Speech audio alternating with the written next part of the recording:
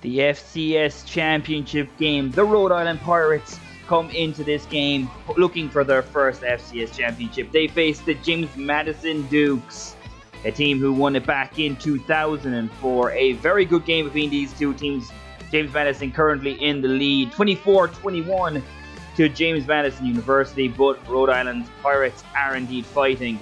We are in the last few seconds of this game. Rhode Island have possession. Let's see if they can get their first FCS Championship right here.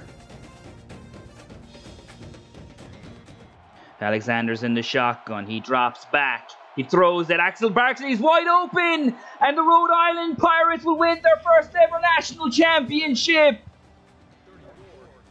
LaDainian Houston, a huge part of it. But the Rhode Island Pirates win the first FCS in college program history. Hello everybody and welcome to the channel here at DFG Sports. I am of course DFG, and what you saw there was the Rhode Island Pirates program's crowning achievement of their first ever FCS championship. They've won quite a few since then, and now in this 2023 season we are finally seeing them hit the top level of college football.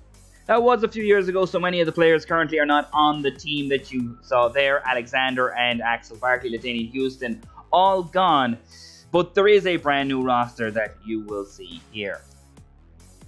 Plenty of players on this team right now are juniors, and there's not many seniors on this squad, so there are a lot of players who are going to be here for the first few years of the program as they go into the top level of football, as the Rhode Island Pirates will indeed join the MAC to start their journey here in the FBS.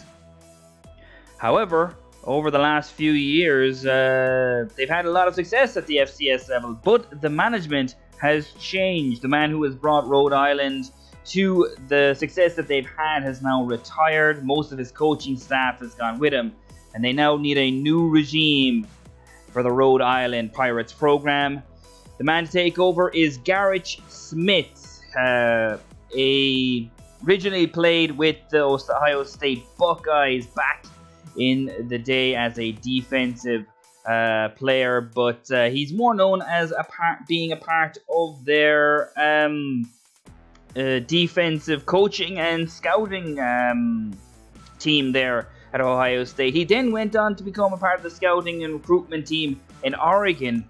We'll get onto more of that later, but Garrett Smith is most known for being an amateur head coach. He actually started his head coaching career in an amateur league before he took this 5-year deal with the Rhode Island Pirates to get their program off the ground. He originally was the head coach of a team called the Rebels, who were in an amateur league, and he was their coach for a year and a half. He had 26 wins, 4 losses in the year and a half. He had an 8.866% win rate, had a win season, and in that season they went on to win the championship in that league. So a big jump for Garrett Smith, but he has been in college football here before, and now he gets his first head coaching job as a new regime here at the Rhode Island Pirates. For his coordinators, he has brought in his former quarterback at that amateur team, the Rebels, Marshawn Eiffel, known to be very accurate, very good at his timing and throwing the football, and he's going to be the offensive coordinator here for the Rhode Island Pirates, coming in from the Rebels. Of course, he played at Oregon, a player that he actually recruited when he was a part of the Oregon recruitment team there, Garrett Smith. He brought him in there to play for Oregon. You can see he got a lot of awards in his year in that amateur league. He was also one of the players who was almost guaranteed to get the MVP, but sat out the last 2 games in that league season for Marshawn Eiffel did, as they had already got the #1 seed. Here we see Eiffel getting some playing time. You know, he's very good on time, on target with his routes, good thrower. He's got a good receiver there in Noel that he often goes through. Here's the kind of throws that he can make, though. Great throw to Johnson there outside the numbers. as we see Eiffel once again take the snap under center. Another very good, accurate pass, has the throw power to get it there as well. Eiffel was a very, very good quarterback, and we will see his scheme, and he will be calling plays for the Rhode Island Pirates. The defensive coordinator is another player from that amateur team, the Rebels. It's Marcus Cobb, a left outside linebacker, who was known as to be able to do it all, but he could also love rushing the passer. He actually went to Tennessee State, but Tennessee State isn't available to pick in the same, so we will put him as he was from mid-Tennessee State. But Marcus Cobb's a big guy. He was 6'6", 275, as you can see there, College Tennessee State, so we will put his college as mid-Tennessee State because they're not in the game. But he was a very, very good player, an all-rounder who could do everything. Could tackle, had 11 sacks, forced 7 fumbles throughout the season, and even got a touchdown. He actually ended up winning the Defensive Player of the Year award in the first year in that amateur league, as he became the Defensive Player of the Year, got to the Pro Bowl, and was also Linebacker of the Year. We've got some clips of him as well playing against a rival game against the Dolphins here. He gets through the running back there and tries to get the sack, but forces his teammate to get one. Here he is in coverage, covers well, and the quarterback has to go elsewhere. This is against another division rival, the Banners. He is once again some motion, but he only wants to do one thing, and that's rush the passer. He breaks through 2 players there and forces the quarterback to throw it deep into single coverage that was very well covered by the cornerback. And this time, Cobbs gets there. He's on the contain. He's pushed outside, and he gets the sack. This is the kind of motor that Cobbs is going to expect from his defense. And I do think that this Rhode Island Pirates defense is their strong point. And here he is. He just gets the free rusher right around the guard and gets straight to the quarterback. Cobbs is athletic, and he can get to this quarterback very quickly. With the alignment in NCAA at the moment, it's kind of all over the place, but this is the conferences I'm going with. I'm keeping the Pac-12 as strong as I can, leaving USC and UCLA there. I've made a few changes as well, as this is NCAA 14. Not all of the teams that are currently in the FBS are in the game. And of course, we had to replace a team as well, which means that we've replaced the Akron Zips. We are in the East division of the MAC. And yeah, these are the conferences. If you want to take a better look at any of them, you can pause the video on them and take a better look. I did have to be creative and put some teams in the Conference USA because you can't just get rid of teams. Here's our better look at our quarterbacks and our players. Our quarterback at the moment is Adam Briggs, a big, I'm going to call him Josh Allen-like, because he's big, he can move a little bit, but his accuracy is a problem. Good throw power though. There's Eric Cook, our backup, a little bit more accurate, but doesn't quite have the throw power or the size. Eli Wells is our power back, very big, very strong, but just not that fast.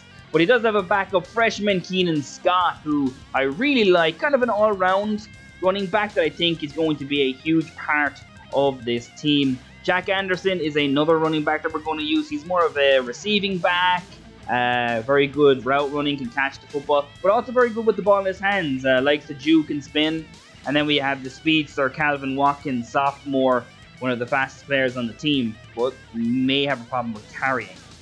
Brian Hurst is our best receiver. Safe hands, very good. Pretty much all around very good. Not great, and not in terms of the physicals, but we do have Trey Curtis on the other side, a big body receiver. Good catch in traffic, but he's known to drop maybe the easier ones. We've also got a big wide receiver, Dante Akacha, 6'4", 228. Well able to go up and get it, but the hands and the route running, his technical skills aren't as good as maybe you would like them to be. Our backups for the wide receivers are freshman Chad Dawson. He's really good slot receiver maybe in the future. Aaron Barrett is another. I think he's kind of Chris Hurst light as well. I think he's very good. He could be the answer to Hurst when he goes. Jesse Baird is next. He's our tight end. Pretty much do it all. Tight end can pretty much do it all. Now we move on to the tight end. Darius Burns, able to do it all. Caleb Watson, able to do it all. Very good at rushing the passer. Can block shit a little bit too. This is a very, very good defense. John Moore is very good at stopping the run. Evan Brown, a little bit more balance. I know I'm kind of flying through players here, but I'm trying to get through as quick as possible so we can show you guys in action. This linebacking core, I'm very impressed with. Devin King, Joel Jackson, and our right outside linebacker in Jack Hunter's another guy who's going to get a lot of play. He's a run stopper. But the right outside linebacker, Jed Lacey, our outside linebackers are special players. And with Marcus Cobbs as our defensive coordinator, I think they're really going to excel with him coaching them. Josh Lawson, number 1 cornerback, pretty well rounded, as well as Gary Bolton, another cornerback. He's a little bit bigger, can be a little bit more physical than our number 1. Johnny Winters is our nickel corner, another guy that I like. For safety, Nate Malbury is first up. He's more of a coverage safety. And Xavi De Silva is a little bit more all-round, can come down and hit the running back if needs be. And while Jordan Thomas is also very good at hitting the running backs as a box safety, Xavi De Silva is more of an all-rounder. But as we get into this, now you will get to see some of the highlights from the training that these guys can do, and you'll see how we got on with that. So to go through this, really, this team was actually something that I created. Maybe it was a long time ago. I was still in college at the time, and let me tell you, I didn't create it fantastically. It was I actually created poorly. I didn't create any seniors on the team, so there are going to be no graduations after year 1. And you know the jerseys aren't particularly incredible. I've seen some of the things that they've seen online, but I've always wanted to make an NCAA Dynasty, and I'm getting the chance to do it now, so might as well use this team while I have it here. It was mostly just something for me to play. It was a team builder that I built back in the day, and I'm getting to use it here, which is fun, of course, but as I said, it's not as fantastic as some of the other teams that you'll see on YouTube.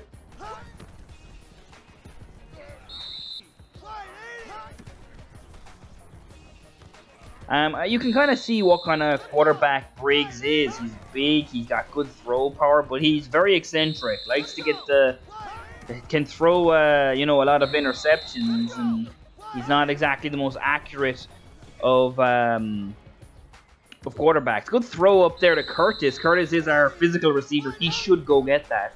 Here we have Wells taking a screen pass. He's not really known for that, but he can do it.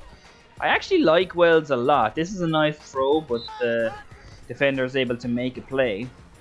This is a really good throw, and Hurst goes up and wins it. So we can see the type of throws that Briggs can make. He's got a good arm. It's just whether it gets to where you want it to be is the problem. One of my favorite players on this team is Jesse Baird. You just saw him make a catch there. Very well-rounded tight end. As you see Briggs use his legs a little bit more, and you can see it here again. This is what Briggs is really good at. As I said, he's Josh Allen light. He's big, he's strong. He may not be as athletic as Josh Allen, but in terms of his ability to move and get out of the pocket and throw on the run and just be, you know, that really athletic type of player, he's really good at that. He's very good at agility and acceleration. His top end speed may not be there, but Briggs is going to be someone, I think that if, you know, he had a little bit more awareness, a little bit more accuracy, NFL scouts would be drooling over. See some runs from Wells here. This isn't really the type of run he's going to be good at, running outside, but this is the type of run he will be good at. In between tackles, a bit of a juke there. And here we go outside again. He comes back into the middle, gets a few yards. That's what Wells is going to be good at. Briggs likes to take throws like this. Baird goes up and tries and gets it, but he's not the most athletic tight end. He's a little bit athletic. He's got a little bit of a lesson, but he's not going to, you know, wow you with any of his skills. He's just really solid. And here we see Wells again falling forward. That's what we want to see, and this is what we hope to see this season. Briggs is a very different quarterback than the type of quarterback that Marshawn Eiffel was. Eiffel is was very much a stand still in the pocket and, you know, find whatever the defense was giving you. He also had the arm talent to go and make those throws. Briggs is going to, you know, depend a lot more on his athleticism. So we'll have to see what kind of plays Marshawn Eiffel dials up for Briggs. But he can make some nice throws, and he can get the ball out quick. He's got good throw power. He can fit it into small windows, as we see him break tackles here again. He's such a big man. Such a big dude. He's a monster of a man at quarterback. There's Wells as well showing off the power. And then that's another thing as well at the amateur team that all these coaches came from, because saw a bit of the arm power with Briggs there. That was a power running team, and they used to play off the play action. So with them having Wells is a good thing. They're going to use him as a power runner. Here's Briggs getting outside again. You see him just fling that down into the end zone on the run. But with that whole amateur team thing, back in during when everywhere was closed and I was at home, I made an entire custom league, and I had some fun with it. I was able to finish it up and got some stats, and I'm using some players from it. So hopefully you guys enjoy seeing those clips from Madden 12 back in the day. We've seen some nice passes to the outside by Briggs here. Here's Scott. Here's that freshman, that all-rounder running back, as he drops a pass there after Briggs shoves off a tackle. But you see that this defense is good as well. Like, you see the type of plays they're making in the in coverage and things like that. And of course we will be playing on Heisman as well. And there's also going to be some rules as well. Of course, Rhode Island coming up from the FCS, they're going to be a 1-star prestige team, so there are going to be some rules for recruiting, and we get to that in a bit as we see Akacha drop an easy one. That's another really good throw by Briggs. That's the type of throw that we're going to see Briggs make a lot of the time. Like a nice, like, even though like he's not known for his accuracy, that's a good throw to the outside. He can also get the ball deep, but as I said, accuracy is just not there sometimes. Here's Scott running through the middle. This is where Scott's going to be good. Run that ball up the middle. And Scott can do everything. He can run inside, he can run outside. I like Keenan Scott. Catch the football. That time he had no chance. He gets a chance here again. Gets some good yards up the middle. But we'll have to wait and see how we play with this. Briggs extends the play. Screen doesn't work. Extends the play. Comes off... goes off script and gets a throw across the middle. But as I said, we'll have to see what we do with this team. I do like the way we look so far, but this isn't going to be an easy season. It's going to be a long rebuild, or I suppose build, as we're coming from the FCS in the FBS. So we'll have to wait and see how we get on. Here are some of the backup offense now. Briggs is still in, and so is Scott. We've got some of the backup receivers, Dawson and Barrett, in. Dawson's playing in the slot. Barrett is outside. Dawson's smaller. Here's Scott taking a screen, a good, nice little distance there. We've also got a really, really athletic tight end behind Baird. It's Rashad Woodley. He plays. He actually is listed as fullback. But after the first year, I'm going to change him to tight end. That's where he will be playing. You can see Woodley there line up just on the right-hand side of the offensive line. Now, I will change the play every now and again here, but I just wanted to get some clips of guys here and what you might be able to see in these games. There's a draw to Scott that gets some good yardage. Here we go. I don't know how we're going to get on, but as I said, it's going to be a long build in front of us, especially with the recruiting rules that we have. So, but I do like this defense. I do think that this defense will be good, and I'm looking forward to seeing them in action against FBS competition. I am going to try and get a lot of these players on the field. We've a four-player committee for the running backs. I think that's going to be really fun to see with them having all different types of archetypes. There's a nice little catch by Dawson in the slot. Here's Anderson, as he is the more pass catcher, kind of rack guy, run after catch, likes the ball in his hands. We will see some players as well. That's a good throw to Woodley. We will see Cook as well, the backups. Didn't get to really talk about the players that much. There's a Kacha, big body on the outside, which we probably will when we go into a 3 wide. There's Woodley again, with Briggs doing that throw to the tight end on the outside. But you see the defense making plays as well. Our linebackers are very good at stopping the run. Here's Anderson catching a pass. Good lord, couldn't get it. Just couldn't get it out of me. We're getting good pressure as well. We're not getting pressure every play, but I do think this is a good defense. And another throw up top to, I believe that was Okacha. That is Okacha. There on that left hand side, big body, as I said. As I said, we didn't get to go through many of these players individually because I didn't want to just have me talk about, because I talk about these guys all day. I could tell you all their archetypes and all that stuff, but I don't really think that's interesting. I want to show you guys what these guys can do in the field. You can see Akacha's a big body receiver. He's tough to take down. He can go up and get jump balls as well. He didn't get that one, but it wasn't an interception. And Briggs will do that. He will throw that ball. That's actually a good throw as well, just not when there's coverage right there. That's also a really good throw, just Woodley wasn't able to hold on to it. So you see the type of throws that he can make. That time Akacha goes up and gets it. Big receiver on the outside. I don't know how many times you're going to see Dawson and Barrett in the game, but you will see them sometimes. They're part of this team too. And the one thing I did try to do when I was playing this was, or planning this, was trying to get players who are going to be useful to us, have different archetypes so that they can get on the field. You saw Anderson there, after he got a run up the middle, was able to juke out a few players. That's the kind of player he is. Get the ball in his hands, he's going to make people miss. Barrett got laid out that time as a Koch. You can see the type, how difficult it is to take him down. And he's a good receiver. Like, he's a big guy. We had him lined up in the slot, which is not his game. He's not a sure-handed receiver. His one is, get him on the outside, see what plays he can make. He's big, he's physical. And then we have our other two starting receivers, which is Hurst and Curtis. Hurst is a sure-handed possession receiver.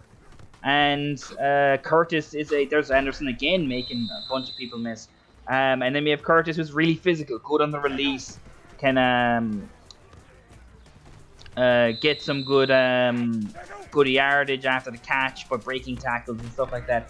Now we've got some more players in. Cook is in our backup quarterback. He's much more of a accurate passer, but the throw power is not there.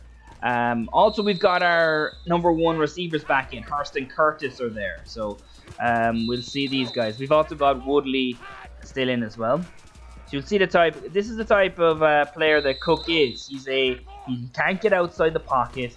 He can't extend plays, but he can deliver a pretty good pass, accurate. Not exactly fantastic. There's Curtis making a good play across the middle.